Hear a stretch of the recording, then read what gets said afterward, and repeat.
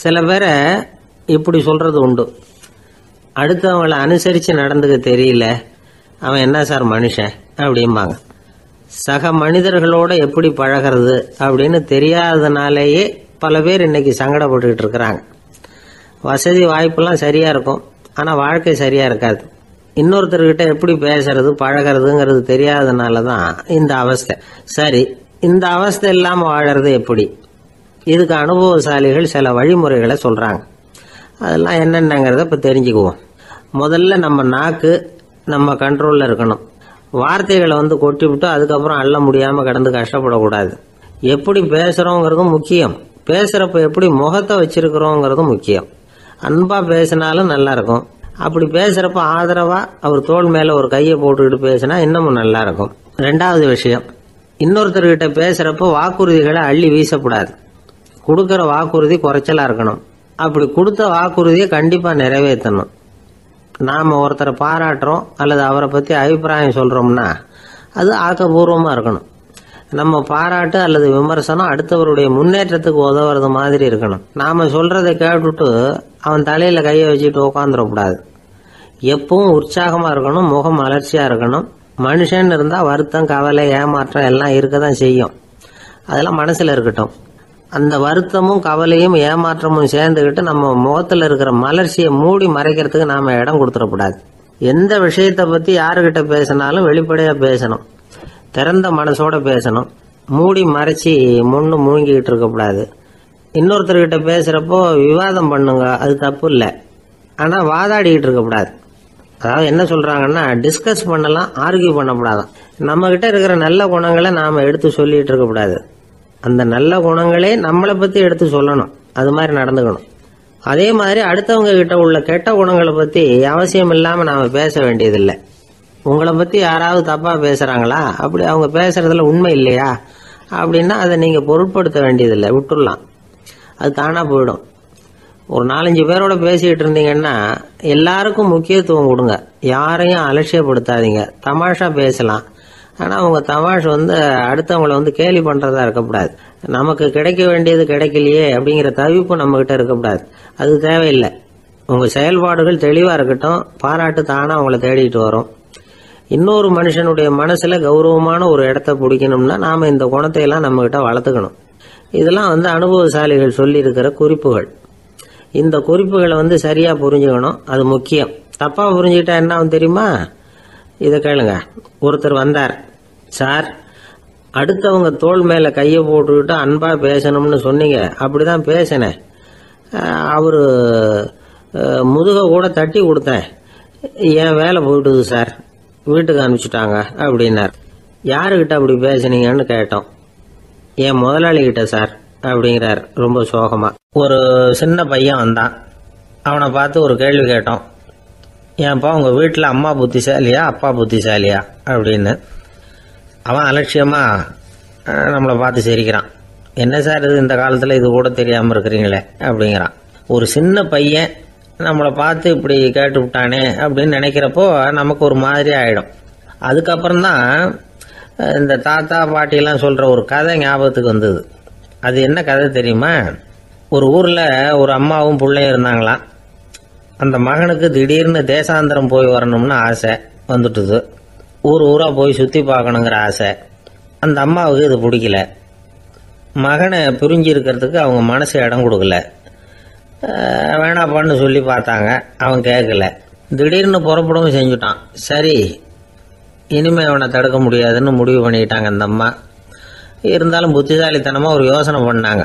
மகனை கிட்டத்தில் கூப்பிட்டாங்க, அவங்ககிட்ட சொன்னாங்க, இதை பாருப்பா, நீ தேசாந்திரம் போகிறதுன்னு தீர்மானம் பண்ணிவிட்ட, அதை நான் தடுக்கலை, போயிட்டு வந்துடும். ஆனால் போகிறதுக்கு முன்னாடி எனக்கு ஒரு வாக்குறுதி கொடுத்துட்டு போ அப்படின்னாங்க. போகிறப்போ ராத்திரியாக இருந்தாலும் பகலாக இருந்தாலும் சரி புளிய மரத்து நிழலில் தான் தங்கணும். திரும்பி வர்றப்போ இரவும் பகலும் நீ வேப்ப மரத்து நிழல்லே தங்கணும் அப்படின்னாங்க. சரி அப்படியே செய்கிறேன்னு சொல்லி வாக்குறுதி கொடுத்தான் பையன். புறப்பட்டு போனான். போகிற வழியில் புளிய மரத்து நிழல்லே தங்கினான், தூங்கினான். அப்படி போய்கிட்டே இருந்தான். 7ஆவது நாள் அவன் உடம்பு சுகமில்லாமல் போயிட்டுது. ரொம்பவும் பலவீனமாயிட்டான். இனிமேல் நடக்க முடியாதுங்கிற நிலைமை வந்துட்டுது. யோசிச்சு பார்த்தான், சரி இதுக்கு மேலே போக வேண்டாம் அப்படின்னு முடிவு பண்ணிட்டு திரும்பி வர ஆரம்பிச்சிட்டான். திரும்பி வர்றப்போ வழியில் வேப்ப மரத்து நிழலையே தங்கி தங்கி வந்தான். நாளுக்கு நாள் உடம்பு சரியாக வந்துட்டுது. 7வது நாள் வீட்டுக்கு வந்து சேர்றான். உடம்பு பழையபடியே கலகலப்பாயிட்டுது. பூரண சுகம். தேசாந்திரம் போன பையன் திரும்பி வந்துட்டானே அப்படின்னு அந்த அம்மா ஆச்சரியப்படலை. ஏன்னா அவங்களுக்கு தெரியும் இப்படி ஆகும்னு. பையன் சீக்கிரமாக திரும்பி வரணுங்கிறதுக்காக தான் அவங்க அந்த யோசனையை சொன்னாங்க. என்ன விஷயங்கிறதையும் அவங்களே சொன்னாங்க. மகனே, புளிய மரத்து நிழல் உடம்புக்கு உஷ்ணத்தை கொடுக்கும், சீக்கம் உண்டாக்கும். அதனால் நீ தொடர்ந்து புளிய மரத்து நிழலில் தங்கினாவே நோய்க்கு ஆளாயிட்டதுனால நல்ல பயணத்தை முடிச்சுக்கிட்டு திரும்பி வரணுங்கிற முடிவுக்கு வந்துட்ட. திரும்பி வர்றப்போ நீ தங்கினது வேப்ப மரத்து நிழல். அது உடம்புக்கு குளிர்ச்சியை தரக்கூடியது, நோயை தீர்க்கக்கூடியது. அதனால் சுகமாக வீட்டுக்கு சேர்ந்துட்ட. உன்னோட தேசாந்திர பயணத்தை தடுக்கிறதுக்காக தான் இப்படி பண்ணினேன் அப்படின்னாங்களாம் அந்த அம்மா. பார்த்தீங்களா அம்மாவோட புத்திசாலித்தனத்தை? அப்பாவாக இருந்தால் இப்படியா பண்ணுவார்? ஒரு அப்பா பையன்கிட்ட 10 ரூபா கொடுத்து இதை எடுத்துக்கிட்டு அடுத்த ஊருக்கு போய் அங்கே இருக்கிற மாமா கிட்ட இதை கொடுத்துட்டு வாடா, வழியில் எங்கேயாவது மரத்தடியில் படுத்து தூங்கி விடாதே அப்படின்னு எச்சரிக்கை பண்ணி அனுப்புனாராம். பையனுக்கு எச்சரிக்கையாக வாழறது எப்படிங்கிறத கற்றுக் கொடுக்கறதுக்காக இப்படி பண்ணார். அவன் பணத்தை வாங்கிக்கிட்டு போனான். அப்பா சொன்னதை மறந்துட்டு ஒரு மரத்தடியில் படுத்து தூங்கிட்டான். அவனுக்கு தெரியாமல் அவன் பின்னாடியே போன அப்பா அவன் கையில் இருந்த அந்த 10 ரூபாயை நைஸாக எடுத்துகிட்டு வந்துட்டார். அவன் பையில் தானே வச்சுருந்தான், அது தெரியாமல் எடுத்துகிட்டு வந்துட்டார். அவன் தூங்கிக்கிட்டு இருக்கான். எடுத்துகிட்டு ஒரு மறுபடியும் வீட்டுக்கு வந்துட்டார். பையன் முழிச்சுக்கிட்டு பையை தடவி பார்க்குறான், பணத்தை காணும். அழுதுகிட்டே திரும்பி வந்தான். அப்பா கிட்ட விஷயத்த சொன்னான். அப்பா சிரிச்சுக்கிட்டே சொன்னார், அதுக்கு தான்ப்பா ஆரம்பத்திலேயே எச்சரிக்கை பண்ணினேன், இனிமேலாவது நீ ஜாக்கிரதையாக இருக்கணும் அப்படிங்கிறதுக்காக தான் இப்படி பண்ணினேன். அந்த பணம் எங்கேயும் போயிடல, நான் தான் அதை உனக்கு தெரியாமல் எடுத்து வச்சிருக்கிறேன். இதோ பாரு அப்படின்னு சொல்லிட்டு சைடு பாக்கெட்டில் கையை விட்டா அது ஓட்டையாக இருக்குது. அதை எவனோ ஏற்கனவே கத்திரிச்சு எடுத்துகிட்டு போட்டான். இப்போ அப்பா முகத்தில் அசடு வழிஞ்சுதான். ஒரு ஆள் இருந்தான், நிறைய பணம் சம்பாதிச்சான். ஆனால் செலவு பண்ண மனசு வரல, கருமி. அவன் என்ன பண்ணா, சேர்த்த பணம் பூராவையும் ஒரு மரத்தடியில் புதைச்சி வச்சுருந்தான். வாரத்துக்கு ஒரு தடவை அந்த மரத்தடிக்கு வருவான். புதைச்ச இடத்த ஆவலோடு பார்த்துக்கிட்டு இருப்பான். அதுக்கப்புறம் போயிடுவான். அவ்வளவுதான். ஒரு நாள் ஒரு திருடன் வந்தான். இவன் புதைச்சி வச்சிருந்ததெல்லாம் எடுத்துகிட்டு போட்டான். இது தெரிஞ்சு போச்சு. அந்த கருமி புலம்ப ஆரம்பிச்சிட்டான். இவன் புலம்பலை கேட்டதும் அக்கம் பக்கத்தில் இருந்தவங்கெல்லாம் ஓடி வந்தாங்க. என்ன விஷயம்னு விசாரிச்சாங்க. இவன் சொன்னான். ஒரு பெரியவர் கேட்டார், ஏப்பா வாரம் இந்த இடத்த பார்க்கறதாக சொன்னியே, எப்போவாவது இதில் இருக்கிற பணத்தை எடுத்து செலவு பண்ணியிருக்கியா அப்படின்னு கேட்டார். நான் அப்பப்போ அதை பார்க்கறது தான் வழக்கம், அதை தொட்டதே இல்லைன்னு அவன். சரி அப்படின்னா இப்போவும் நீ அதே மாதிரி வாரம் ஒரு தடவை இந்த இடத்த பார்த்துட்டு போகலாமே அப்படின்னாராம் அந்த பெரியவர். அதுவும் சரிதானே, எவ்வளவு காலமானாலும் அவன் அந்த பணத்தை எடுத்து செலவு பண்ண போறதில்ல. அப்படி இருக்கிறப்ப உள்ளே பணம் இருந்தாலும் ஒன்று தான், இல்லாமல் போனாலும் ஒன்று தான். இதிலிருந்து என்ன புரியுதுன்னா, ஒருத்தர்கிட்ட இருக்கிற பணத்தை கொண்டு அவர் பணக்காரரா ஏழையா அப்படின்னு முடிவு செய்கிறது சரியில்லை. அந்த செல்வத்தை அனுபவிக்கிற திறன், பயன்படுத்துகிற திறன், அதை வச்சு தான் அவர் ஏழையா பணக்காரரா அப்படிங்கிறத நிர்ணயம் பண்ணணும். அதுதான் சரி. செலவு பண்ண தெரியாதவன் சேகரம் பண்ணிகிட்டே இருக்கிறதுனால என்ன பிரயோஜனம்? தலைமுடியே இல்லாதவன் தாராளமாக சீப்புகளை வாங்கி சேகரம் பண்ணுறது மாதிரி தானே இது. சில சமயம் செலவு பண்ண நாம் தயாராக இருந்தால் கூட அந்த செல்வம் நமக்கு பயன்படுறதில்ல. அரேபியாவில் ஒரு நகை வியாபாரி விலை உயர்ந்த முத்துக்களை எல்லாம் அவர் வச்சு வியாபாரம் பண்ணிகிட்டு இருந்தார். அவர் ஒரு சமயம் ஒரு பாலைவனம் வழியாக போயிட்டு இருக்கிறார் ஒட்டகத்தில். அப்போ திடீர்னு கடுமையான புயல் வீச ஆரம்பிச்சுட்டுது. திசை தவறி இவர் எங்கேயோ வந்துட்டார். கூட வந்தவங்களையும் காணல, எங்கே போனாங்களோ தெரியல. இவர் ரொம்ப பயந்து போய் அங்கேயும் எங்கேயுமா அலைஞ்சு தெரிகிறார். வழியே தெரியல. பசி கடுமையாயிட்டுது. ஒட்டகத்து முதுகில் ஒரு மூட்டை இருந்தது. அதை பிரித்து பார்த்தார். உள்ளே ஏதாவது இருக்கான்னு தேடி பார்க்குறார். அது வரைக்கும் கண்ணில் தட்டுப்படாத அபூர்வமான ஒரு பை கண்ணில் பட்டுது. ஆஹா, அதில் ஏதாவது சாப்பிட்றதுக்கு இருக்கும் அப்படின்னு நினச்சி ஆவலாக அதை பிரித்து பார்க்குறார். அந்த பையில் விலை உயர்ந்த முத்துக்கள் நிறைய இருந்துதான். அப்போ தான் அவர் நினைச்சாராம், விலை உயர்ந்த முத்துக்கள் கூட சாப்பிட்றதுக்கு உணவாக முடியாது அப்படிங்கிறத புரிஞ்சுக்கிட்டாராம். எந்த நேரத்தில் எது நமக்கு தேவையோ அது நமக்கு தாராளமாக கிடைக்கணும். அப்படி அது கிடைக்கிறதுக்கு நம்மகிட்ட இருக்கிற செல்வம் பயன்படணும். அது நமக்கும் பயன்படலாம், நம்ம மூலமா அடுத்தவங்களுக்கும் பயன்படலாம்.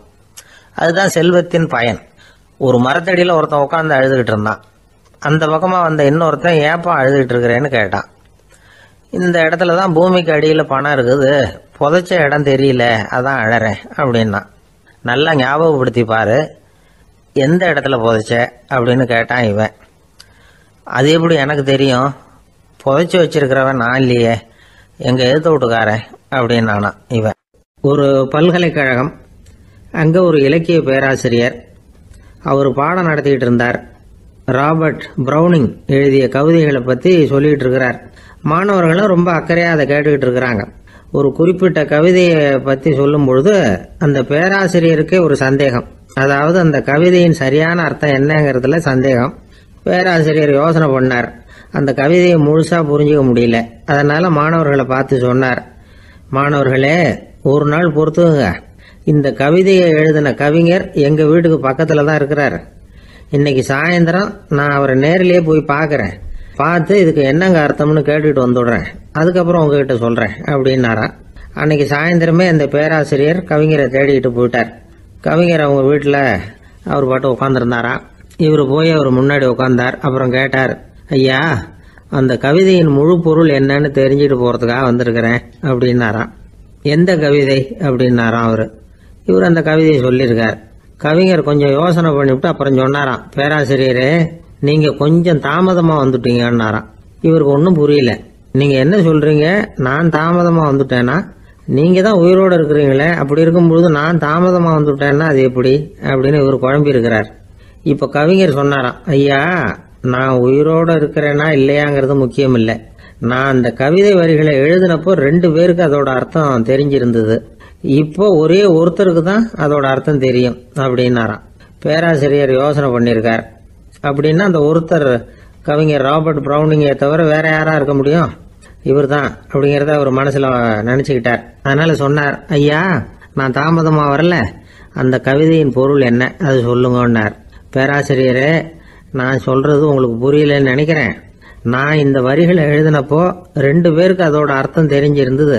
அந்த 2 பேர் யாருன்னா, ஒருத்தர் ராபர்ட் ப்ரௌனிங், அதாவது நான், இன்னொருத்தர் கடவுள். இப்போ அது கடவுளுக்கு மட்டும்தான் தெரியும்.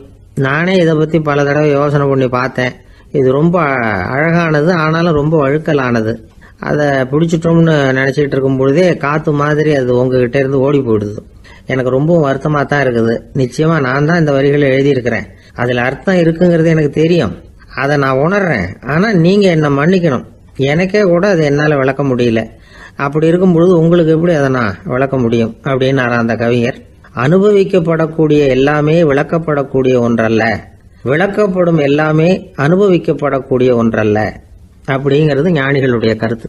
அதுக்காக தான் அந்த சம்பவம். வாழ்க்கையில் நீங்கள் தொடர்ந்து ஆய்வு செய்து கொண்டே இருக்கக்கூடிய விளக்கங்களை ஒருபோதும் அடைய முடியாத பரிமாணங்கள் இருக்கிறதுனால தான் அது அலுப்பு தட்டாமல் இருக்குது. உங்களால் நிறைய அனுபவிக்க முடியும், இருந்தாலும் நீங்கள் அனுபவித்து அறிந்த விஷயங்கள் கூட வார்த்தைகளால் விளக்கப்பட முடிவதில்லை அப்படிங்கிறது பெரியோர் சிந்தனை. இதெல்லாம் ஒரு பக்கம் இருக்கட்டும். நமக்கு தெரிஞ்ச பேராசிரியர் ஒருத்தர் 1 மணி நேரம் ரொம்ப விவரமா வகுப்பு எடுத்தார். கடைசியா சொன்னார், மாணவர்களே, ரொம்பவும் எளிமையா விளக்கமா எல்லா விவரமும் சொல்லியிருக்கிறேன். அதனால இதுல உங்களுக்கு சந்தேகம் வர்றதுக்கு வாய்ப்பே இல்லை. இருந்தாலும் கேட்க வேண்டிய கடமை கேட்கிறேன். இது வரைக்கும் நடத்தினதுல யாருக்காவது ஏதாவது சந்தேகம் உண்டா அப்படின்னு கேட்டாராம். எனக்கு ஒரே ஒரு சந்தேகம் தான் சார் அப்படின்னு எழுந்திரிச்சு நிக்கிறான் ஒருத்தன். என்னன்னு கேட்டாராம். இது வரைக்கும் நீங்க என்ன பாடம் சார் நடத்துனீங்க அப்படின்னானா அவன். பந்திக்கு முந்தர ஆசாமிகள் நம்மள பல பேர் உண்டு. அப்படி முந்தறதுக்கு கூட முயற்சி பண்றவங்க நிறைய பேர் இருக்கிறாங்க. இதுல என்ன ஒரு விஷயம்னா, பந்திக்கு முந்தறது கூட தப்பு இல்லை. ஆனா அப்படி ஒரு விருந்துல ஆளா போய் உட்காந்து சாப்பிட்டா கூட வெளியில வர்றப்ப என்ன பெரிய விருந்து வச்சுட்டான், சாம்பார்ல உப்பு இல்லை, ரசத்துல காரம் இல்லை அப்படின்னு குறை சொல்லிட்டே வர்றது இருக்கு பாருங்க. அது சரியில்லை, நாகரிகமும் இல்லை. கல்யாண பத்திரிகையில என்ன போட்டிருக்குது, என் பொண்ணுக்கும் இன்னார் பையனுக்கும் கல்யாணம், எல்லாரும் குடும்பத்தோட வந்திருந்து மணமக்களை ஆசீர்வதிக்கணும், இப்படித்தானே போட்டிருக்கோம். குடும்பத்தோட விருந்து சாப்பிட்டு சாப்பாடு எப்படி இருக்குன்னு அபிப்பிராயம் சொல்லிவிட்டு போங்க அப்படின்னா போட்டிருக்கு கல்யாண பத்திரிகையில. ஒருத்தர் வீட்டு விசேஷத்துக்கு போயிருக்கோம்னா எவ்வளவோ அசௌகரியங்கள் நமக்கு ஏற்படலாம். ஏராளமான கூட்டம் வந்திருக்கும். எல்லாரையும் அவங்க தனித்தனியாக கவனிச்சுக்கிட்டு இருக்க முடியாது. நாம தான் அனுசரித்து நடந்துக்கணும். நாமளா போய் வாழ்த்த வேண்டியவங்களை வாழ்த்தி விட்டு சேரணும். அதை விட்டுட்டு பத்திரிக்கை கொடுத்தானேன்னு போனேன், கவனிப்பே சரியில்லை அப்படின்னு புலம்பிக்கிட்டு இருக்கக்கூடாது. ஒரு விருந்துக்கு போனால் அங்கே எப்படி நடந்துக்கணும் அப்படிங்கிறத பற்றி கூட அனுபவசாலிகள் சில விவரங்கள்லாம் சொல்லியிருக்கிறாங்க.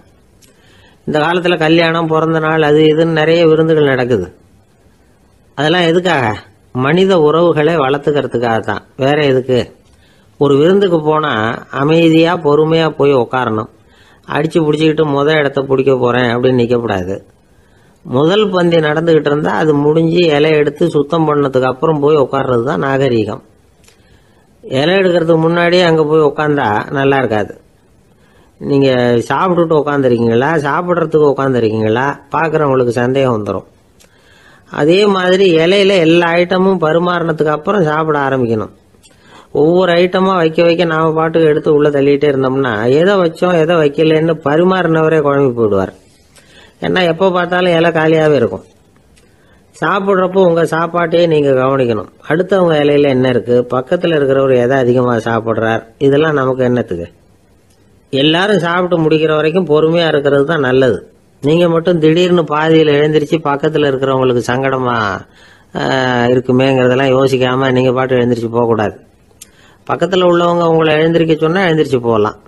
விருந்துகளில் சாப்பாட்டை வீணாக்கிறதே ஒரு நாகரிகமாக போட்டுது. இந்த காலத்தில் சாப்பாட்டுக்கே கஷ்டப்பட்டுக்கிட்டு பல பேர் இந்த உலகத்தில் இருக்கிறப்போ சாப்பாட்டை வீணாக்கிறது எவ்வளவு பெரிய மோசங்கிறத நினச்சி பார்க்கணும். வேணுங்கிற அளவுக்கு கேட்டு வாங்கி சாப்பிட்றது தான் முறை. விருந்தில் இந்த பஃபே அப்படின்னு சொல்லி ஒரு முறை சொல்கிறாங்கல்ல, அதாவது உணவு வகைகளையெல்லாம் பொதுவாக ஒரு இடத்துல வச்சுடுறது, நமக்கு தேவையானதை நாமே எடுத்துட்டு ஒரு தட்டில் போட்டுக்கிட்டு சாப்பிட வேண்டியது. இதில் கூட சில பேர் தேவைக்கு அதிகமாக எடுத்து போட்டுக்கிட்டு வீணாக்குறாங்க. சில சமயம் கடைசியாக சாப்பிட போகிறவங்களுக்கு எல்லா ஐட்டமும் கிடைக்காம போகலாம். அதை போய் பெருசு பண்ணிகிட்டு இருக்கக்கூடாது. என்ன சார் இந்த அளவுக்கு கூடவா நாகரிகம் தெரியாமல் இருக்கிறோம், இதை போய் பெருசாக சொல்ல வந்துட்டீங்களே அப்படின்னு நினைக்கலாம். ஒருத்தர் 2 பேருக்கு இந்த விவரம் தேவைப்படலாம். அவங்க காதலையும் இது விழட்டுமேங்கிறதுக்காக தான் இது. ஒரு பெரிய கல்யாண விருந்து நடந்துக்கிட்டு இருந்தது. விருந்து மண்டபத்து வாசலில் ஒருத்தர் நின்றுக்கிட்டு வர்றவங்களையெல்லாம் ரொம்ப மரியாதையாக வணங்கி உள்ளே அனுப்பி வச்சுக்கிட்டு இருந்தார். எப்படி தெரியுமா? வர்றவங்க கையெல்லாம் பிடிச்சி முத்தம் கொடுத்து அதுக்கப்புறம் உள்ளே அனுப்பி வச்சுக்கிட்டு இருந்தாராம். கூட்டம்லாம் முடிஞ்சதுக்கப்புறம் அவர்கிட்ட போய் கேட்டிருக்கிறாங்க, சார் நானும் எவ்வளவோ விருந்துகளுக்கு போயிருக்கிறேன், இருந்தாலும் இவ்வளவு மரியாதையாக வர்றவங்க கைக்கெல்லாம் முத்தம் கொடுத்து வரவேற்கிறத இங்கே தான் பார்க்குறேன் அப்படின்னு சொன்னாங்க. அதுக்கு அவர் சொன்னார், அட போங்க சார், நான் முத்தம் கொடுக்கல, முந்தின பந்திக்கு சாப்பிட்டவங்களே அடுத்த பந்திக்கும் வர்றாங்களான்னு மோந்து பார்த்து அனுப்பி வச்சுக்கிட்டு இருந்தேன் அப்படின்னார். ஒருத்தன் எப்படி நடந்துக்கிறாங்கிறத வச்சு தான் அந்த ஆள் எப்படிங்கிறத நாம் முடிவு பண்ணுறோம். ஆளுமைன்னு சொல்கிறோம்ல, அதுக்கு சூழ்நிலைகளை ஆளுகின்ற தன்மை அப்படின்னு விளக்கம் கொடுக்கிறார் ஒரு உளவியல் நிபுணர். சரி, ஒரு மனிதனுடைய ஆளுமையை உருவாக்குகிற விஷயங்கள் என்னென்ன?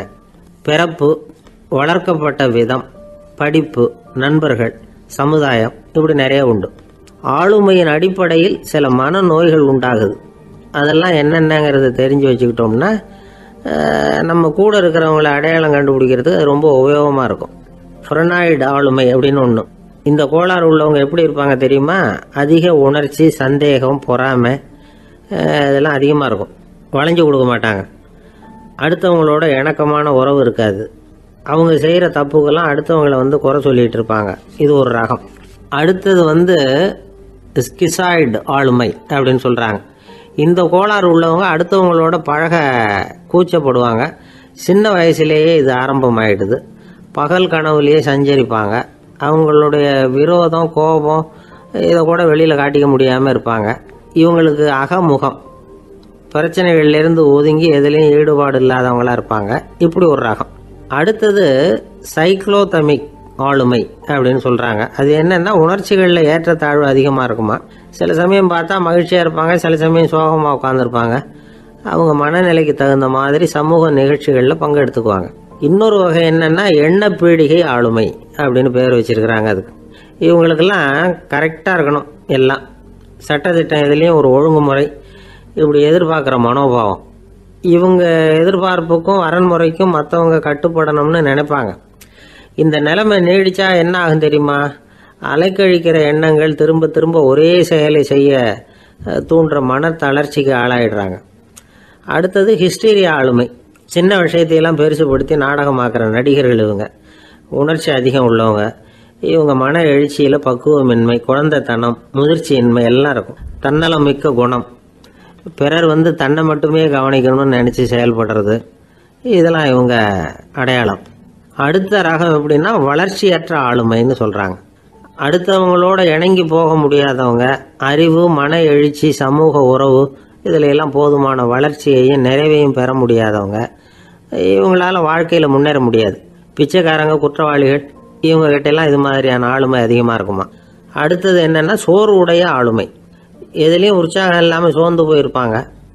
அதுக்கெல்லாம் நமக்கு வலிமை இல்லைப்பா அப்படின்னு சொல்லிட்டு இருப்பாங்க. சின்ன விஷயங்களுக்கெல்லாம் அதிர்ச்சி அடையிறது, வாழ்வின் சுவையை அனுபவிக்க முடியாதவங்க. இன்னொரு ரகம் இது கொதித்தெழும் ஆளுமைங்கிறாங்க. எதுக்கு எடுத்தாலும் ஆத்திரம், குரோதம், வன் செயல் இதுலெல்லாம் ஈடுபாடு இப்படி உள்ளவங்க. நத்தை வகை ஆளுமை அப்படின்னு ஒன்று. அடுத்தவங்க மேலே விரோதம் இருக்கும், அடிக்கணுங்கிற எண்ணம் இருக்கும். ஆனால் அதை அப்படியே வெளியில் காட்டாமல் அதே சமயம் அமைதியான முறையில் வெறுப்பை வெளிக்காட்டுற ரகம். இவங்கெல்லாம் பேசாமல் கம்முன்னு இருந்துக்கிட்டே நினைச்சதை நிறைவேற்றிக்கிடுவாங்க. முன்ஜாக்கிரதை ஆளுமை அப்படின்னு ஒரு ரகமா. பாதுகாப்பின்மை, சந்தேகம், முழுமையின்மை, அறவேக்காட்டுத்தனம் இந்த மனப்போக்கு அதிகமாக இருக்கிறதுனால அகம்பாவம், புடிவாதம், எச்சரிக்கை எல்லாம் அளவுக்கு மீறி இருக்கும். இதுவரைக்கும் நாம் பேசிக்கிட்டு இருந்த ஆளுமை பண்புகள் அளவுக்கு அதிகமாக போயிட்டுதுன்னா ஆளுமை கோளாறுகள் ஏற்படும். அதன் அடிப்படையில் மனவியாதிகள் வருமா. அதனால் இணக்கமான எல்லாரும் விரும்புகிற இயல்பான ஆளுமையை பெறுவதற்கு நாம் முயற்சி செய்யணும் அப்படிங்கிறது மனோதத்துவ நிபுணர்களுடைய ஆலோசனை. ஒருத்தர் ஒரு மனோதத்துவ டாக்டரை தேடிட்டு வந்தாராம். டாக்டர், எனக்கு மனசில் ஏதோ வியாதி, ஆளுமை கோளாறு, அதாவது எனக்கு சீக்கிரமாக செத்து போனால் தேவையில்லைன்னு தோணுது அப்படின்னாராம். உடனே அந்த டாக்டர், சரி அப்படின்னா இங்கே இருங்க, நான் வைத்தியம் பார்க்குறேன் அப்படின்னாராம். ஒருத்தர் முகத்தை தொங்க போட்டுக்கிட்டு ஒரு மாதிரியாக வந்தார். என்ன விஷயம்னு விசாரித்தேன். என்னுடைய நண்பன் ஒருத்தங்கிட்ட கருத்து வேறுபாடு, இனிமேல் நமக்குள்ளே எந்த சம்மந்தமும் வேணாம்னு நட்பை முறிச்சிட்டு வந்துட்டேன்னா. நண்பர்கள்னு இருந்தால் கருத்து வேறுபாடு வரத்தான் செய்யும்னு. கருத்து வேறுபாடு வராமல் இருக்கிறதுக்கு ஏதாவது வழி உண்டா அப்படின்னு கேட்டாங்க. அதை பற்றி நிபுணர்கள் சில யோசனைகளை சொல்லியிருக்கிறாங்கன்னு. முதல் விஷயம் என்னென்னா, உங்கள் நண்பனுக்கு ஒரு செய்தி சொல்லணும்னா அதை நீங்களே நேரடியாக சொல்லுங்கள், அல்லது உங்கள் கைப்பட கடிதம் எழுதுங்க. அதாவது நேரடி தொடர்பு முக்கியம். அதை விட்டுட்டு இன்னொருத்தர் மூலமாக நண்பர்களுக்கு செய்தி அனுப்புனா நீங்கள் சொல்கிற செய்தி அப்படியே போய் சேராது, அது சேதமாயிடும். கூட்டி குறைச்சி சொல்லிவிடுவாங்க, அது குழப்பத்தில் கொண்டாந்து விட்டுரும். இது ஒரு யோசனை. ரெண்டாவது யோசனை என்னென்னா, நீங்கள் ஒரு நல்ல காரியத்தை செய்யும் பொழுது உங்கள் நண்பரையும் சேர்த்துக்குங்க, அவருக்கும் அதில் ஒரு ஈடுபாட்டை உருவாக்குங்க. மூணாவது யோசனை, நம்ம பக்கத்தில் இருக்கிற நண்பர் மகிழ்ச்சி அடைகிற மாதிரி ஏதாவது செய்யணும். சின்ன சின்ன செயல்களாக இருந்தாலும் பரவாயில்ல, அவர் நமக்கு எதுவும் செய்யலையே, நாம் எதுக்கு செய்யணும் அப்படின்னு நினச்சிக்கிட்டு இருக்கக்கூடாது. நாலாவது யோசனை என்னென்னா, உங்களுக்கு ஒரு பிரச்சனையா அல்லது உங்கள் நண்பருக்கு ஒரு பிரச்சனையா, எதுவாக இருந்தாலும் 2 பேரும் சேர்ந்து உட்காந்து ஆலோசனை பண்ணுங்கள். நம்ம யோசனையும் கேட்கப்படுதே அப்படிங்கிற நினைப்பே அவருக்கு ஒரு மன நிறைவை உண்டாக்குமா. 5வது யோசனை, உங்கள் நண்பர் ஏதோ ஒரு காரியத்தை செய்கிறார், நீங்கள் உடனே அவசரப்பட்டு நீ செய்கிறது தப்புன்னு தீர்ப்பு சொல்லக்கூடாது. அவர் அதை செய்யறதுக்கான நியாயங்கள் எவ்வளோ இருக்கும், அதை புரிஞ்சுக்கிறதுக்கு முயற்சி பண்ணணும். 6வது யோசனை, உங்கள் நண்பர் என்ன சொன்னாலும் அதை பொறுமையாக கேளுங்க.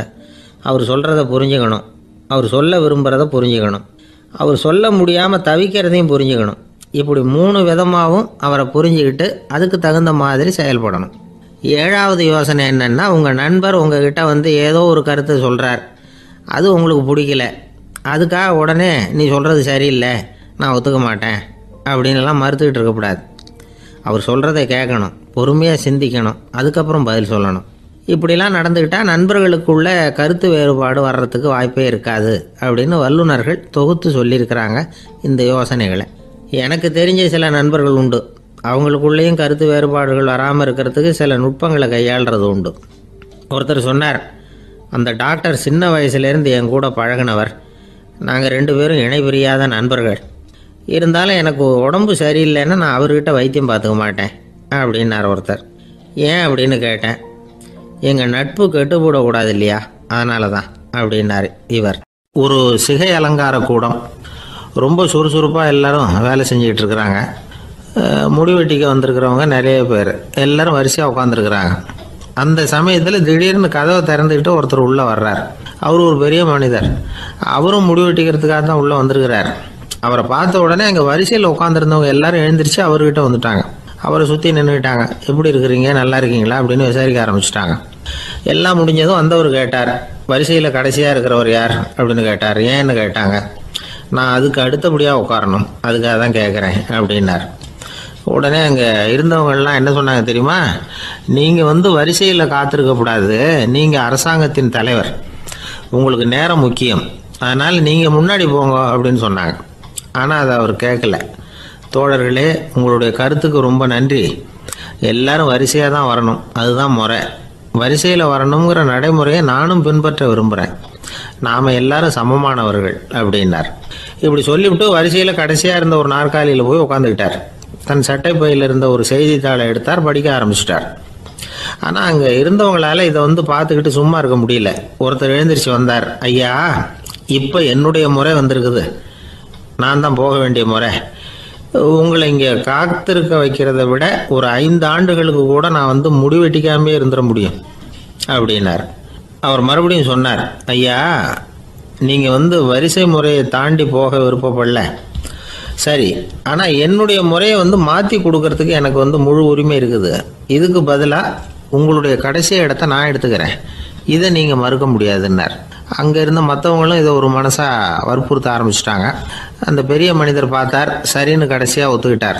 அவர் யார் தெரியுமா? அவர் தான் மாவீரர் லெனின். ரஷ்யாவில் கிரெம்ளின் சிகை அலங்கார கூடத்தில் தான் இது நடந்தது. எல்லாரும் இந்நாட்டு மன்னர்கள்னு வாயளவில் பேசுறதுல என்ன பிரயோஜனம்? நாம் எல்லாரும் சமங்கிறத நடைமுறையில் கடைபிடிச்சி காட்டினவங்க கொஞ்சம் பேர் தான். அவங்களில் ஒருத்தர் தான் லெனின். வரிசையில் நின்று வர்றதுங்கிறது ஒரு சிறந்த பண்பு, உயர்ந்த பண்பு. இன்றைக்கி பல இடங்களில் அது நமக்கு தேவைப்படுது. ஒரு ரேஷன் கடை வாசல், கடை திறக்கிறதுக்கு முன்னாடியே எல்லாரும் வரிசையில் நின்றுட்டாங்க. கடைசியாக வந்த ஒருத்தர் க்யூவில் முன்னாடி போகிறதுக்கு முயற்சி பண்ணுறார். ஏற்கனவே நின்றுட்டு இருக்கிறவங்க அவரை முன்னாடி போகிறதுக்கு விட மாட்டேங்கிறாங்க. கடைசியாக போய் நில்லையா அப்படின்னு எல்லாரும் கத்துறாங்க. அதை அவர் காதில் வாங்கலை. முண்டி அடிச்சுக்கிட்டு முன்னாடி போகிறதுக்கே முயற்சி பண்ணிகிட்டு இருக்கிறார். எல்லாரும் சேர்ந்து அவரை வலுக்கட்டாயமாக இழுத்து கொண்டாந்து பின்னாடி கொண்டு போய் நிறுத்திவிட்டாங்க. நிறுத்திவிட்டு சொன்னாங்க, இதை பாருப்பா, நாங்கள் இருக்கிற வரைக்கும் நீங்கள் முன்னாடி போய் எதையும் வாங்க முடியாது, தெரிஞ்சுக்கோ அப்படின்னாங்க. இப்போ அந்த ஆள் சொன்னாராம், நான் இங்கே பின்னாடி நிற்கிற வரைக்கும் நீங்களும் எதுவும் வாங்க முடியாது அப்படின்னாராம். ஏன்னு கேட்டிருக்கிறாங்க. நான் தான் அந்த கடையை திறக்க வேண்டிய ஆள் அப்படின்னா. ஒருத்தர் ஒரு தவறு செஞ்சு விடுறாருன்னு வச்சுக்கோங்க. உடனே நீ செஞ்சது தவறு அப்படின்னு சொல்கிறது ஒரு வகை. அதுக்கு பதிலாக எது சரின்னு அவர் புரிந்து கொள்ள உதவி செய்கிறது இன்னொரு வகை. இந்த 2வது வகை இருக்குது பாருங்கள், நிர்வாக இயலில் இது ரொம்ப முக்கியம். அலுவலகத்தில் வேலை பார்க்குற ஒருத்தர் முக்கியமாக தெரிஞ்சுக்க வேண்டியது என்ன தெரியுமா? சக ஊழியர்கள்கிட்ட எப்படி பழகணும், மேலதிகாரிகள்கிட்ட எப்படி பழகணும், தனக்கு கீழே வேலை செய்கிறவங்கக்கிட்ட எப்படி பழகணும், வாடிக்கையாளர்கள்கிட்ட எப்படி பழகணும், இவங்க எல்லார்கிட்டையும் செம்மையான உறவை ஏற்படுத்திக்கிறது எப்படி, இதையெல்லாம் சொல்லிக் கொடுக்குற பாடம் தான் இன்டர் பர்சனல் ஸ்கில், திறமையான உறவு அப்படிங்கிறது. எந்த வேலையில் இருந்தாலும் சரி, இந்த உறவுகளை வளர்க்கும் திறன் உள்ளவங்க சீக்கிரம் முன்னுக்கு வந்துடுறாங்க. மற்றவங்க கிட்ட உறவை பலப்படுத்திக்கிறது எப்படி அப்படின்னு தெரிஞ்சுக்கிட்டோம்னா எந்த ஒரு தடையையும் சுலபமாக தாண்டி செய்கிற தொழிலில் முன்னுக்கு வந்துடலாம். ஹார்வர்டு பல்கலைக்கழகத்தில் ஒரு கணக்கெடுப்பு பண்ணி பார்த்தாங்களாம். பார்க்குற வேலையில் எது மாதிரி குணாதிசயம் உள்ளவங்க வேகமாக முன்னுக்கு வர்றாங்க அப்படின்னு தெரிஞ்சுக்கிறதுக்காக இந்த கணக்கெடுப்பு. வெவ்வேறு துறையில் வேகமாக முன்னுக்கு வந்திருக்கிற பல பேரை சந்தித்து இந்த சர்வேயை நடத்தியிருக்கிறாங்க. அவங்க கண்டுபிடிச்சி சொல்லியிருக்கிற உண்மை என்ன தெரியுமா? ஒருத்தர் ஒரு வேலையில் இருந்தால் அது சம்பந்தப்பட்ட சப்ஜெக்ட் பற்றிய அறிவு 35% இருந்தால் போதுமா. ஆனால் உறவுகளை வளர்க்கக்கூடிய திறன், இன்டர் பர்சனல் ஸ்கில்லு 65% வேணும். இப்படி உள்ளவங்க சீக்கிரம் முன்னுக்கு வந்துவிடுறாங்களாம். அதனால் ஒருத்தருக்கு வேலை சரியாக புரியலைன்னா கூட விவரமாக மற்றவங்கக்கிட்ட பழகிறது எப்படின்னு புரிஞ்சால் போதும், அவர் முன்னுக்கு வந்துடலாம். அலுவலகங்களில் மட்டும் இல்லை, எல்லா இடங்கள்லையும் இது ரொம்ப முக்கியம்.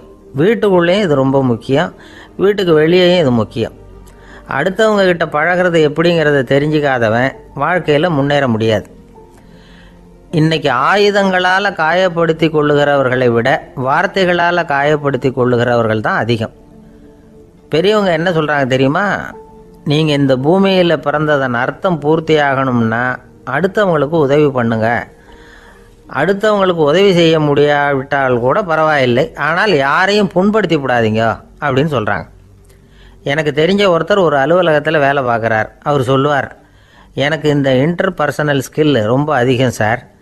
சக ஊழியர்கள்கிட்ட ரொம்ப சுமூகமாக நடந்துக்குவேன். என் கூட வேலை பார்க்குற ஒருத்தருக்கு ஏதாவது ஒரு கஷ்டம்னா அந்த சமயத்தில் அவர் செய்ய வேண்டிய வேலையை நான் செஞ்சிருவேன் சார் அப்படிம்பார். நான் அவர்கிட்ட சமீபத்தில் அப்படி ஏதாவது செஞ்சுருக்கீங்களா அப்படின்னு கேட்டேன். செஞ்சுருக்கேன் சார். போன வாரம் புதன்கிழமை ஆஃபீஸில் என் பக்கத்து சீட்டுக்காரருக்கு வயிற்று வலி. உடனே நான் மெடிக்கல் லீவ் போட்டுவிட்டு எங்கள் வீட்டுக்கு போயிட்டேன் சார் அப்படின்னார். ஒரு சீன தேசத்து அரசர் இருந்தார்.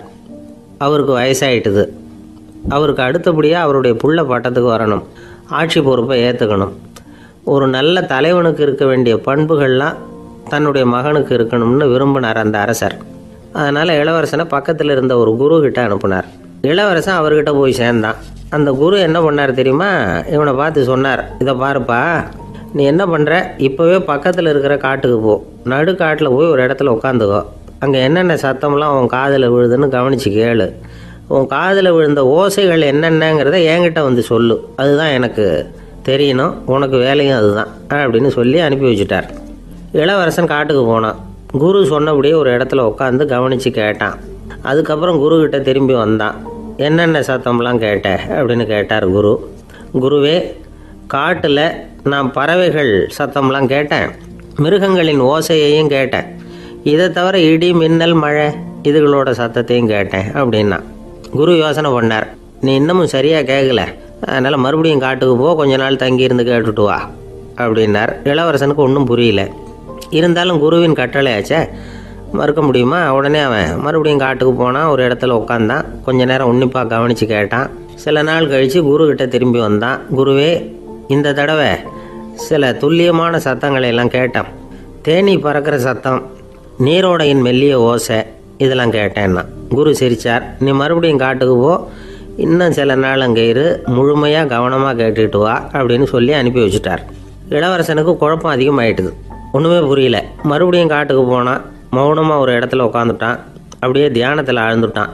சில நாளில் அவனுக்கு இதுவரை கேட்காத ஓசைகள்லாம் கேட்க ஆரம்பிச்சிட்டுது. இதைத்தான் நான் கேட்கணும்னு என்னுடைய குரு எதிர்பார்த்துருக்கிறாருங்கிறத புரிஞ்சுக்கிட்டான். உடனே குருக்கிட்ட ஓடனான். குருவே, இந்த தடவை காதுகளுக்கு கேட்க முடியாத சில ஓசைகளை கூட என்னால் உணர முடிஞ்சுது. பூ மலருகிற ஓசை, சூரியனால் பூமி சூடாகிறப்போ எழுகிற ஓசை, காலை பனித்துளி இந்த புல்லுலாம் குடிக்கிற ஓசை, இது எல்லாம் என்னால் நல்லா கேட்க முடிஞ்சுது அப்படின்னா. குருவுக்கு இப்போ தான் திருப்தி ஏற்பட்டு தான். இளவரசனை பார்த்து சொன்னார், இதை பாருப்பா, இப்போ தான் நாட்டை ஆளுகிற தகுதி உனக்கு வந்திருக்குது அப்படின்னு சொல்லி அதுக்கு விளக்கமும் கொடுத்தாராம். எந்த அரசன் தன்னுடைய மக்களின் இதயம் பேசுகிற மௌன மொழியை, மௌன வார்த்தைகளை கேட்குறானோ அவன்தான் ஆள தகுதி உள்ளவன். எந்த அரசன் தன்னுடைய மக்களின் உணர்ச்சிகளை உண்மையாக உணர்றானோ அவன்தான் முதன்மையான அரசன். போலி வார்த்தைகளை மட்டும் கேட்டுட்டு பல மௌன ராகங்களை காதில் வாங்கிக்காதவன் அரசனே இல்லை. எந்த நாட்டில் எப்போ ஒரு அரசன் தன்னுடைய மக்களின் உணர்ச்சிகளை கேட்க மறுக்கிறானோ அன்னையிலேருந்தே அந்த நாடு அழிய தொடங்குது அப்படின்னு அர்த்தம். இதுதான் அந்த குரு இளவரசனுக்கு போதிச்சது. வாயால் பேசுகிறத மட்டும் கேட்டு ஏமாறக்கூடாது, உணர்ச்சிகளையும் கேட்கறதுல தான் மனப்பக்குவம் உண்டாகும். மக்கள் உணர்ச்சிகளை புரிந்து கொள்ளாத அரசர்கள் நீடிச்சிருக்க முடியாது. அது மாதிரி நாடுகளில் அடிக்கடி குழப்பம் தான் உண்டாகும். அப்படி இருந்தால் அடிக்கடி ஆட்சி மாறிக்கிட்டு இருக்கும். அப்படிப்பட்ட ஒரு தேசம், அங்கே ஒரு சிறைச்சாலையில் 3 கைதிகள் பேசிக்கிட்டு இருந்தாங்க. ஒருத்தன் சொன்னான், நான் இந்த நாட்டு ராஜாவை எதிர்த்து பேசிக்கிட்டு இருந்தேன், அதனால் என்னை பிடிச்சி கொண்டாந்து இங்கே போட்டுட்டாங்க அப்படின்னா ஒருத்தன். இன்னொருத்தன் சொன்னான், நான் இந்த நாட்டு ராஜாவை ஆதரித்து பேசிக்கிட்டு இருந்தேன், அதனால் என்னை பிடிச்சி கொண்டாந்து இங்கே தள்ளிவிட்டாங்க அப்படின்னா. அது சரி, நீ என்ன தப்பு பண்ண அப்படின்னு சொல்லி 3வது ஆளை பார்த்து இவங்க கேட்டாங்க. அதுக்கு அந்த ஆள் சொல்கிறான், நான் தான் இந்த நாட்டு ராஜா அப்படின்னானா. ஒரு நண்பர், அவர்கிட்ட பேசிக்கிட்டு இருந்தேன். மனித உறவுகள் பற்றி அவர் சொல்லிகிட்டு இருந்தார். அமெரிக்காவில் தந்தை மகன் உறவு எப்படி இருக்குது அப்படிங்கிறத விளக்கிறதுக்கு அவர் ஒரு கதையை சொன்னார். ஒரு அப்பா பகல் பூராவும் அலுவலகத்தில் வேலை, ஓடி ஆடி உழைச்சிக்கிட்டு களைச்சி போய் ராத்திரி 10 மணிக்கு மேலே வீடு திரும்பினான். வீட்டு வாசலில் அவரோட மகன் காத்துக்கிட்டு இருக்கிறான். இன்னமும் தூங்கலை. அப்பா வாசல்லையே தடுத்து நிறுத்தி, அப்பா உனக்கு சம்பளம் எவ்வளவு அப்படின்னு கேட்குறான். ஏற்கனவே ஆஃபீஸ் பிரச்சனைகளால் அலுத்து போய் திரும்புகிற அப்பாவுக்கு கோவம் வந்துடுது. என்னடா இப்படிலாம் கேளுன்னு உங்கள் அம்மா உனக்கு சொல்லி கொடுத்தாளா அப்படின்னு சொல்லிவிட்டு உள்ளே போய் சட்டையை கட்டி மாட்டி விட்டு குளிச்சு விட்டு மறுபடியும் வெளியில் வந்து உடையை மாற்றுகிற சமயம் அப்போ மறுபடியும் மகன் உள்ளே வந்து நிற்கிறான் அவர் முன்னாடியே. அப்பா உனக்கு எவ்வளவு சம்பளங்கிறான் மறுபடியும். அப்பாவுக்கு எரிச்சல் அதிகமாகிட்டுது. மணிக்கு $20 போதுமா அப்படின்னார். அப்படின்னா எனக்கு ஒரு $10 தர முடியுமான்னா மகன். இதுக்கு தான் என் சம்பளம் எவ்வளவுன்னு கேட்டியா? 2ஆம் வகுப்பு படிக்கிற உனக்கு எதுக்குடா $10 அப்படின்னு கத்திவிட்டு தொலைக்காட்சி பெட்டியின் முன்னாடி போய் உட்காந்துக்கிட்டு ஏதோ நிகழ்ச்சியை பார்க்க ஆரம்பிச்சிட்டார். கொஞ்ச நேரம் கழித்து மறுபடியும் மகன் வந்து நிற்கிறான். அப்பா ப்ளீஸ் எனக்கு ஒரு $10 கொடுக்க முடியுமா? மகனுடைய கண்களில் கண்ணீர். என்னடா அவன் கண்ணீரை காட்டி காரியம் சாதிக்கலாம்னு பார்க்குறியா? ஒரு காசு கூட கொடுக்க மாட்டான் போ அப்படின்னு விரட்டி விட்டான். மகன் கண்ணீரை தொடச்சிக்கிட்டே கண்ணை தொடச்சிக்கிட்டு பேசாமல் போய் படுத்துக்கிட்டானா. கொஞ்ச நேரம் ஆச்சு. அப்பாவோட கோபம் கொஞ்சம் கொஞ்சமாக குறைஞ்சிது. பிள்ளைகிட்ட கோபமாக கத்துனது தப்பு தாங்கிறது புரிஞ்சுது அவனுக்கு. எழுந்திரிச்சு போனான், படுக்கை இறக்கி போனான். மகனை பார்த்தான். அவன் தலையணையை கட்டி பிடிச்சிக்கிட்டு அழுதுகிட்டு இருக்கிறான். அவனை மெல்ல நெருங்கி அவங்ககிட்ட எதமாக பேசுகிறதுக்கு ஆரம்பித்தானான். எதுக்குடா உனக்கு $10 பள்ளிக்கூடத்தில் கேட்டாங்களா அப்படின்னு கேட்டானான். மகன் சொல்லியிருக்கான், இல்லை டாடி, உனக்கு 1 மணி நேரம் சம்பளம் $20ன்னு சொன்னேன். நீ ஏற்கனவே எனக்கு கொடுத்த பாக்கெட் மணி $10 என்கிட்ட இருக்குது. இப்போ நீ இன்னொரு $10 கொடுத்தீங்கன்னா அதையும் சேர்த்து $20 ஆகிடும். அந்த $20 நான் உனக்கு கொடுத்துருவேன். அப்படி கொடுத்தா நீ என் கூட 1 மணி நேரம் செலவழிப்ப இல்லையா? அதுக்காக தான் $10 கேட்டேன் அப்படின்னு சொன்னானான். அந்த அப்பா கண்ணு கலங்கி போச்சான். ஆதரவோடு தன்னுடைய மகனை கட்டி பிடிச்சி அழ ஆரம்பிச்சிட்டாராம். இதுதான் நண்பர் சொன்ன கதை. அமெரிக்கா மட்டும் இல்லை, உலகம் பூராவும் இன்றைக்கி மனித உறவுகள் இப்படி தான் மாறிக்கிட்டு இருக்கு. பெரியவர்கள் அறிவுரை என்ன தெரியுமா? உங்கள் குழந்தைகளிடமிருந்து குழந்தை பருவத்தை பிரித்து விடாதீர்கள் அப்படிங்கிறது தான். அதாவது இன்றைய குழந்தைகள் தங்கள் பிருந்தாவனத்தை இழந்து விடுகிறார்கள் அப்படிங்கிறது அவங்களுடைய கருத்து. இந்த நிலைக்கு நாம் காரணமாக இருந்துடக்கூடாது. குழந்தைகளோட விளையாடுவோம், குடும்பத்தோடு உறவாடுவோம் அப்படிங்கிறது தான் நம்முடைய நோக்கமாக இருக்கணும். இன்றைய உறவு முறைக்கு இன்னொரு உதாரணம் சொல்லுவாங்க. ஒருத்தர் வந்தாராம். அவர் பக்கத்தில் ஒரு சின்ன பையன். நாம் அவரை விசாரிக்கிறோம், யார் இந்த பையன் அப்படின்னா அவர் சொல்கிறார், இவன் எனக்கு தூரத்து உறவு அப்படின்னாராம். இந்த தூரத்து உறவுன்னா எப்படின்னு இருக்கான். இதுக்கு அவன் சொல்லியிருக்கிறான், இவன் எங்கள் அப்பாவுக்கு 8வது பிள்ளை அப்படின்னானான். கணவன் மனைவி அன்பாக இருக்கணும், ஒருத்தர் நல்லா புரிஞ்சுக்கணும், விட்டு கொடுக்குற மனப்பான்மை வேணும். அதுதான் ஒரு நல்ல குடும்பம். இன்றைக்கி பல குடும்பங்களில் அர்த்தமில்லாத சண்டைகள் தான் அதிகம். கிராமப்புறங்களில் வேடிக்கையாக ஒரு கதை சொல்லுவாங்க. ஒரு ஊரில் ஒரு ஆள் இருந்தான். வேலை வெட்டி இல்லாமல் சும்மாவே இருந்தான். அவனுக்கு கல்யாணம் பண்ணி வச்சாங்களாம். மனைவி வந்து சேர்ந்தா. சும்மாவே உட்காந்துருக்கிறியே, ஏதாவது சம்பாதிக்கிற வழியை பாரு அப்படின்ட்டுருக்கா. அதுக்கு தான் யோசனை பண்ணிகிட்டு இருக்கிறேன், ஒரு அருமையான ஐடியா அப்படின்னானா. என்ன அது சொல்லு அப்படின்ட்டுருக்கா. அவன் ஒரு ஆட்டுக்குட்டி வாங்க போகிறேன்ருக்கான். அதை வாங்கி என்ன பண்ண போகிறேன்னா, அந்த குட்டி வளரும், பெருசாகும், அதுக்கப்புறம் அது நிறைய குட்டி போடும் அப்படின்ட்டுருக்கான். சரி, அப்புறம் என்ன, அதையெல்லாம் சந்தையில் கொண்டுட்டு போய் விற்றுவிட்டு அந்த காசுக்கு ஒரு எருவு மாடு வாங்கலாம். சரி, அது எதுக்கு? எருவு மாடு நிறைய பால் கொடுக்கும், அதை கொண்டுகிட்டு போய் பால் பண்ணையில் கொடுப்பேன், அல்லது நானே விற்றுருவேன், கை நிறைய காசு கிடைக்கும். அதுக்கப்புறம் ஒரு பசுமாடு வாங்குவேன், பாலையும் விற்கலாம், நாமளும் காய் போட்டு சாப்பிட்லாம், இப்படிலாம் சொல்லியிருக்கான்.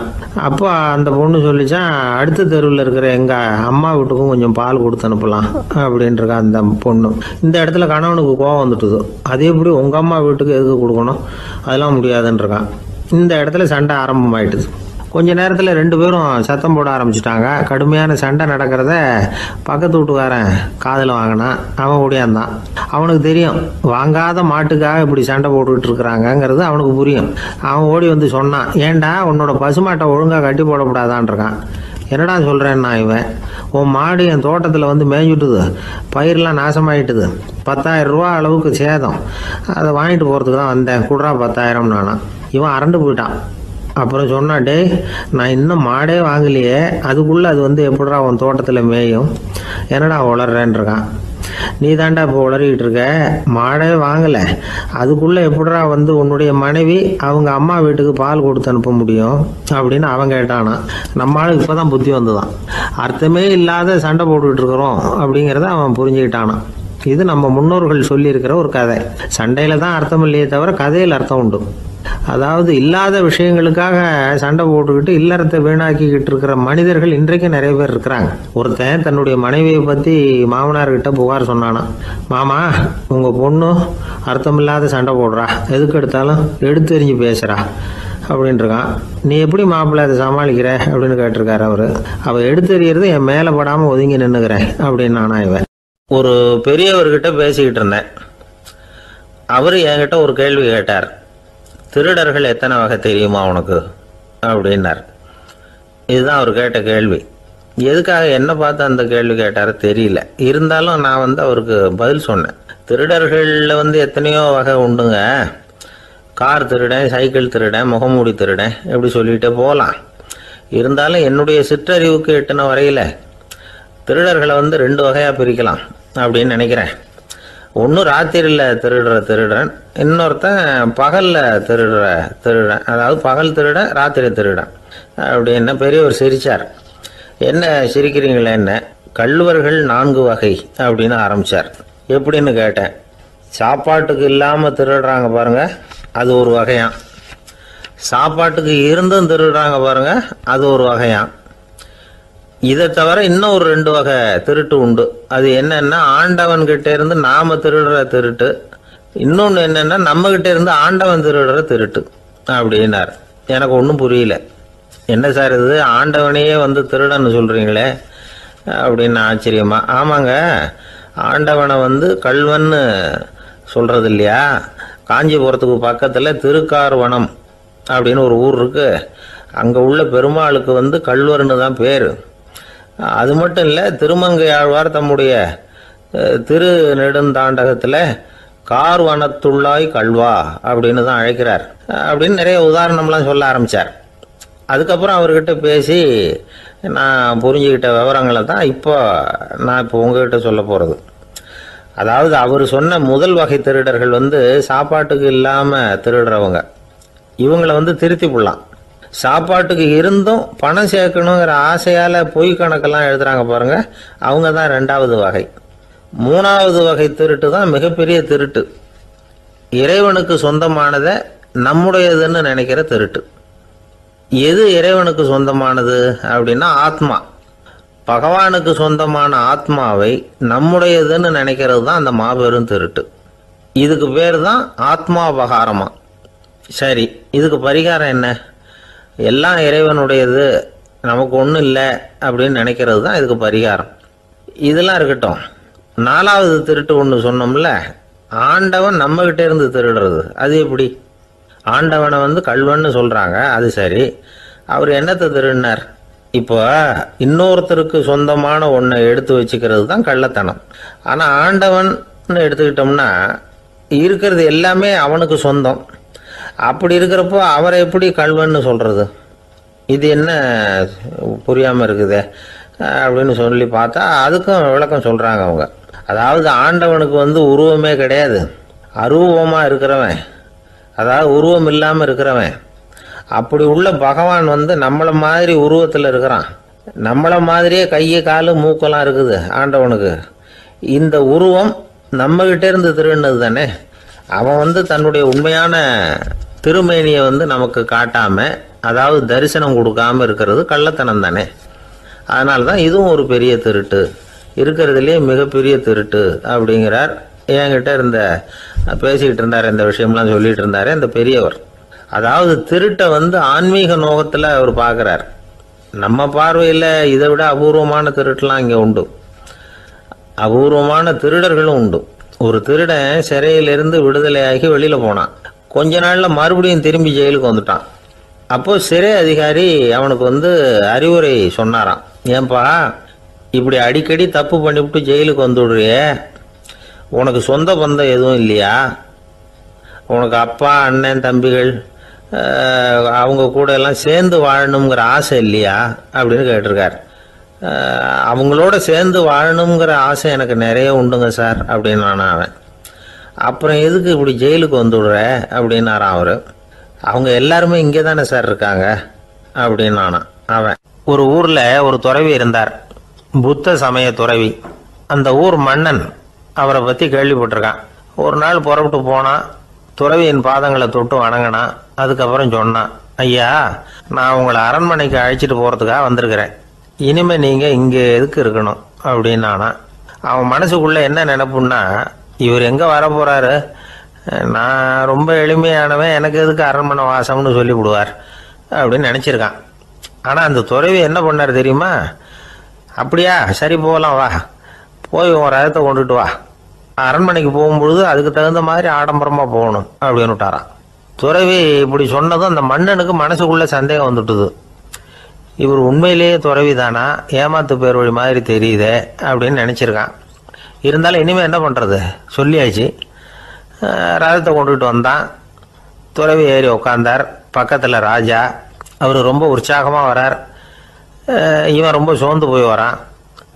துறவி மரத்தடியிலேயே வாழ்ந்து பழக்கப்பட்டவர், அரண்மனையில் எளிமையாக ஒரு இடத்துல உட்காந்துக்குவார் அப்படின்னு நினச்சான். ஆனால் அப்படி இல்லை. அரண்மனைக்கு வந்த உடனே அந்த துறவி அதை கொண்டுட்டு வா, இதை கொண்டுட்டு வான்னு சொல்லி உத்தரவு போட ஆரம்பிச்சுட்டார்.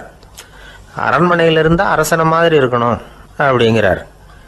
ராத்திரி பூரா சௌரியமாக தூங்கினார். பகலில் அரண்மனை தோட்டத்தில் உலாவ வேண்டியது, நீச்சல் குளத்தில் குளிக்க வேண்டியது, இப்படியே பொழுது போக்கிட்டு இருக்கிறார். அந்த அரண்மனையில் துறவி மகிழ்ச்சியாக இருக்கிறார். மன்னனால் அப்படி இருக்க முடியல. அவருக்கு எந்த கவலையும் இல்லை, இவனுக்கு அரசாங்க கவலைகள். துறவி அப்படி இருக்கிறத இவனால் தாங்கிக்க முடியல. ஒரு நாள் அவர்கிட்டே போய், நான் உங்ககிட்ட கொஞ்சம் பேசணும்னு துறவி பார்த்தார். நான் இந்த அரண்மனைக்கு வரும்பொழுதே நீ என்னமோ என்கிட்ட கேட்கணும்னு நினைச்ச, ஏன் காலதாமதம்? நீ அனாவசியமாக உன்னையே தொந்தரவு பண்ணிட்டு இருக்கிற, நீ கவலையாக இருக்கேங்கிறது எனக்கு புரியுது. நான் மரத்தடியில் இருந்தப்போ கூட என்னை அடிக்கடி சந்திச்சுக்கிட்டு இருப்பேன், ஏதாவது விளக்கம் கேட்கறது உண்டு. இங்கே வந்த பிறகு என்னை சந்திக்கிறது கூட அபூர்வமாக போயிட்டுது. நீ இப்போ என்ன கேட்க போறேங்கிறது எனக்கு தெரியும், இருந்தாலும் கேள் அப்படின்னாராம். வேற ஒன்றும் இல்லைங்க, இப்போ உங்களுக்கும் எனக்கு என்ன வித்தியாசம்? 2 பேரும் அரண்மனையில் தான் இருக்கிறோம். நீங்கள் மகிழ்ச்சியாக இருக்கிறீங்க, நான் அப்படி இருக்க முடியல. இவ்வளவுக்கும் நீங்கள் முன்னாடி இருந்தது மாதிரி இல்லை. தினமும் தங்க தேர் கேட்குறீங்க, உயர்தரமான ஆடைகள் அணிகிறீங்க, சுவையான சாப்பாடு. இப்படி இருக்கிறப்போ உங்களுக்கும் எனக்கு என்ன வித்தியாசம்? இதுதான் மன்னனுடைய கேள்வி. இதுக்கு பதில் சொல்கிறேன், என் கூட புறப்பட்டு வா, இந்த நகரத்துக்கு வெளியில் போவோம் அப்படின்னு சொல்லி அரசனை கூப்பிட்டுக்கிட்டு ஊர் எல்லைக்கு சேர்ந்தார் துறவி. அங்கே போய் சொன்னார், இதை பாருப்பா, இந்த இடத்த தான் தேடிக்கிட்டு இருந்தேன். இனிமே நான் திரும்பி வரப்போறதில்ல. நீ என்னோட வர்றியா, திரும்பி போறியா அப்படின்னார். நான் எப்படிங்க உங்கள் கூட வர முடியும்? என்னுடைய நாடு, என்னுடைய சொத்துக்கள், மனைவி, மக்கள் எல்லாத்தையும் விட்டுட்டு எப்படிங்க வர்றதுன்னா. இப்போ அந்த துறவி சொன்னார், இப்போ வித்தியாசத்தை தெரிஞ்சுக்கிட்டியா? நான் அரண்மனையில் இருந்தேன், எல்லா வித பொருள்களும் உடையவனா இருந்தேன், ஆனால் எதையும் சொந்தம் கொண்டாடுறவனா இருக்கல. ஆனால் நீ அப்படி இல்லை, எல்லாத்தையும் சொந்தம் கொண்டாடிக்கிட்டு இருக்கிற. இதுதான் நமக்குள்ள வித்தியாசம் அப்படின்னு சொன்னார். அரண்மனை ஆடைகளை அப்படியே கலைஞ்சார், அரசங்கிட்ட கொடுத்தார். உன்னுடைய ஆடைகளை நீயே வச்சுக்கோன்னார். அவர் பாட்டுக்கு நடந்து போனார், திரும்பியே பார்க்கல. அரசனுக்கு அப்பதான் தன்னுடைய அறியாமை விளங்குச்சான். இதுல இருந்து நாம புரிஞ்சுக்க வேண்டியது என்னன்னா, இந்த உலகத்துல எத்தனையோ பொருள்கள், அதையெல்லாம் முறையா பயன்படுத்தினா மகிழ்ச்சி. அதை விட்டுட்டு அதுக்கெல்லாம் சொந்தம் கொண்டாட ஆரம்பிச்சா கவலை. நம்ம ஆட்கள் சொந்தம் கொண்டாடுற விதமே தனி. ஒரு ஆளு இன்னொருத்தங்கிட்ட ஒரு கொடை கடன் வாங்கியிருந்தான், திருப்பி கொடுக்கல. கொடையை கொடுத்தவன் கேட்டான், என்கிட்ட கடன் வாங்கினிய கொடை, அதை கொஞ்சம் திருப்பி தர்றியான்னா. அது உனக்கு இப்போ அவசரமா தேவைப்படுதா அப்படின்னு கேட்டான் இவன். எனக்கு தேவைப்படல, அந்த கொடையை நான் யாருக்கிட்ட வாங்கியிருந்தேனோ அவனுக்கு இப்போ அது அவசரமா தேவைப்படுது அப்படின்னு அந்த ஆள். ஒரு ஊர்ல ஒரு புகழ்பெற்ற பத்திரிகையாளர் இருந்தார். அவர் ஒரு நாள் திடீர்னு இறந்து போயிட்டார். அதுக்கப்புறம் நேராக சொர்க்கத்துக்கு போனார். சொர்க்கத்தின் வாசல்ல நின்றுகிட்டு இருந்த ஒருத்தர் அவரை தடுத்தார். இதை பாரு, ஏற்கனவே இங்கே 12 பத்திரிகையாளர்கள் இருக்கிறாங்க, அவங்களுக்கே இங்கே வேலை இல்லை. அதுக்கு என்ன காரணம்னா, சொர்க்கத்தில் திடுக்கிடும் செய்திகள்லாம் ஒன்றும் கிடையாது. அப்படி என்ன இருக்க போகுது? இங்கே எல்லாம் அது ஒழுங்காக நடந்துகிட்டு இருக்கோம். எல்லாம் ஒழுங்காக நடந்தால் பத்திரிகைகளுக்கு சுவாரஸ்யமான கொலை கொள்ளை தீ வைப்பு இது மாதிரி எதுவும் இங்கே இல்லை. ஏற்கனவே இங்கே இருக்கிறவங்க எல்லாரும் மரத்தடியில் உட்காந்துக்கிட்டு தியானம் பண்ணிகிட்டு இருக்கிறாங்க. அந்த ஒரே செய்தி தான் தினமும் இங்கே வந்துக்கிட்டு இருக்குது. அதை படிக்கிறதுக்கே இங்கே ஆள் கிடையாது. அதனால் நான் என்ன சொல்கிறேன்னா, நீ பேசாமல் நரகத்துக்கே போயிடு. அங்கே எவ்வளவோ நிகழ்ச்சிகள் நடந்துக்கிட்டு இருக்கு. அங்கே தான் அதிகமான பத்திரிகையாளர்கள் தேவைப்படுறாங்க. அங்கே உனக்கு நிறைய வேலை இருக்கும். அதை செய்கிறதில்ல நீயும் மகிழ்ச்சியாக இருக்கலாம் அப்படின்னு சொன்னாராம். அங்கே அந்த சொர்க்கத்தின் வாசலில் நின்றுக்கிட்டு இருந்தவர். இந்த பத்திரிகையாளர் அங்கேயே நின்று கொஞ்சம் யோசனை பண்ணார். இவருக்கு சொர்க்கத்திலே இருக்கணும்னு தான் ஆசை. அதனால் மெதுவாக அவர்கிட்ட பேசினாராம். ஐயா, என்னை ஒரு 24 மணி நேரம் இங்கே உள்ளே இருக்கிறதுக்கு அனுமதி கொடுங்க. இங்கே இருக்கிற பல பத்திரிகையாளர்களை எனக்கு தெரியும். அவங்களில் சில பேரை சமாதானப்படுத்தி மெதுவாக பேசி நரகத்துக்கு அனுப்பி வச்சுட்றேன். நான் இங்கே இருந்துக்கிறேன். உங்கள் கணக்குப்படி 12 பேருக்கு மேலே இங்கே தாண்டாது, அப்படி பார்த்துக்கிறேன் அப்படின்னாராம். அவரும் யோசனை பண்ணி பார்த்துட்டு, சரி அப்படியே உனக்கு அனுமதி கொடுக்குறேன். ஆனால் ஒரு விஷயம், 24 மணி நேரம் தான் அனுமதி, அதுக்குள்ளே எல்லாம் நடக்கணும் அப்படின்ட்டுருக்கார். சரின்னு சொல்லிவிட்டு இந்த பத்திரிகையாளர் உள்ளே போனார். யோசனை பண்ணார். திட்டம் போட்டு ஒரு பொருளையை கிளப்பி விட்டார். சக பத்திரிகையாளர்கள் எல்லாம் கூப்பிட்டு சொன்னாராம், இதை பாருங்கள், நரகத்தில் ஒரு பெரிய தினசரி பேப்பரை கொண்டுகிட்டு வர்றதுக்காக திட்டம் போட்டுக்கிட்டு இருக்காங்க. அதுக்கு பல அதிகாரிகள் தேவைப்படுறாங்க. நிறைய சம்பளம் கிடைக்கும். யார் யாரெல்லாம் நரகத்துக்கு போக ஆசைப்படுறாங்களோ அவங்கெல்லாம் போகலாம் அப்படின்னு ஒரு பொருளையை கிளப்பி விட்டார். 24 மணி நேரம் கழித்து வாசல் பக்கம் போனார். அங்கே இருந்தவர்கிட்ட எத்தனை பேர் வெளியேறினாங்கன்னு விசாரிச்சாராம். அப்போ அவர் இவரை, நீ வெளியே போகக்கூடாது, முதல்ல உள்ளே தான் இருக்கணும் அப்படின்னு தடுத்தாராம். அப்புறம் சொன்னாராம், நீ சொன்ன செய்தியை கேட்டதும் இங்கே இருந்த எல்லா பத்திரிகையாளர்களுமே நரகத்துக்கு போயிட்டாங்கப்பா, உள்ளே யாருமே இல்லை, அதனால் நீ உள்ளே இருக்கலாம் அப்படின்னாராம். இதை கேட்டதும் இந்த பத்திரிகையாளரே குழம்பி போயிட்டார். ஒருவேளை உண்மையிலேயே நரகத்தில் புதுசாக பத்திரிகை ஏதாவது ஆரம்பிக்க போகிறாங்களோ அப்படின்னு அவரே நினைக்க ஆரம்பிச்சிட்டாராம். அப்புறம் சொன்னாராம், ஐயா என்னை விட்டுருங்க, நான் நரகத்துக்கே போயிடுறேன், அங்கே ஏதோ விசேஷம் இருக்கணும் அப்படின்னாராம். இல்லைன்னா இத்தனை பேரும் ஒட்டுமொத்தமாக அங்கே போகிறதுக்கு சான்ஸே இல்லை, என்னை தடுக்காதீங்கன்னு கெஞ்ச ஆரம்பிச்சிட்டாராம். மற்றவங்க நம்பணுங்கிறதுக்காக ஒரு பொருளையை கிளப்பி விட்டார். கடைசியில் தானே அந்த பொருளைக்கு ஆளாயிட்டார். அதாவது பிறரை ஏமாற்றிய அவரது மனம் கடைசியில் அவரையே ஏமாற்ற ஆரம்பிச்சுட்டு பாருங்க. நீங்கள் இப்படி அடுத்தவங்களை ஏமாத்துறதுக்கு உங்கள் மனசை பழக்கப்படுத்துறீங்க, ஆனால் கடைசியில் அதனால் நீங்களே ஏமாற்றப்படுகிறீர்கள் அப்படிங்கிறது பெரியவர்களுடைய புத்திமதி. அதனால் உங்கள் மனசுக்கிட்ட ரொம்ப எச்சரிக்கையாக இருங்கோ அப்படிங்கிறாங்க. நம்ம ஆளுங்க அங்கே போய் என்ன சொல்லுவாங்கன்னா, இந்த பாரு அங்கே போகாத இங்கே போகாதேன்னு பயமுறுத்துறது உண்டு. சில பேர் அங்கே பேய் இருக்குது, பிசாசு இருக்குது அப்படின்னு பொருளையை கிளப்பி விடுறது உண்டு. இருட்டு நேரம் காட்டு வழியாக ஒருத்தன் போய்கிட்டு இருக்கிறான். அங்கே பேய் பிசாசு நடமாட்டம் இருக்கிறதாக வதந்தி. இவன் பயந்துக்கிட்டே வேகமாக போகிறான். காடு முடிஞ்சு மெயின் ரோட்டுக்கு வந்து சேர்ந்தான். அப்பாடா, ஒரு பஸ்ஸு நின்றுக்கிட்டு இருக்கு தனியாக. இருட்டில் லேசாக தெரிஞ்சுது. ஓடி போய் ஏறி உள்ளே உட்காந்துக்கிட்டான். பயந்துக்கிட்டே போனவன் அப்புறம் தான் தெரியுது உள்ளே யாருமே இல்லை, டிரைவரும் இல்லை, கண்டக்டரும் இல்லை, வேறு யாரும் இல்லை. இவனுக்கு பேய் பயம் அதிகமாக போட்டுது. ஏன்னா நடு ராத்திரி. இந்த நேரம் பார்த்து அந்த பஸ்ஸு தானே நகர ஆரம்பிச்சுதான். இவனுக்கு இன்னும் பயம் அதிகமாக போட்டுது. ஏன்னா டிரைவர் சீட்டு காலியாக இருக்குது, பஸ்ஸு நகருது. இவன் உடம்பு பூரா நடுங்க ஆரம்பிச்சுட்டுது. வீல்னு கத்தலாமான்னு பார்த்தான். அந்த நேரம் பார்த்து அவன் தோளில் ஒரு கை விழுந்துதான். திடுக்கிட்டு திரும்பி பார்த்துருக்குறான். அங்கே டிரைவர் நிற்கிறார். அவர் சொன்னாராம், ஏன்பா ஏற்கனவே பஸ்ஸு பிரேக்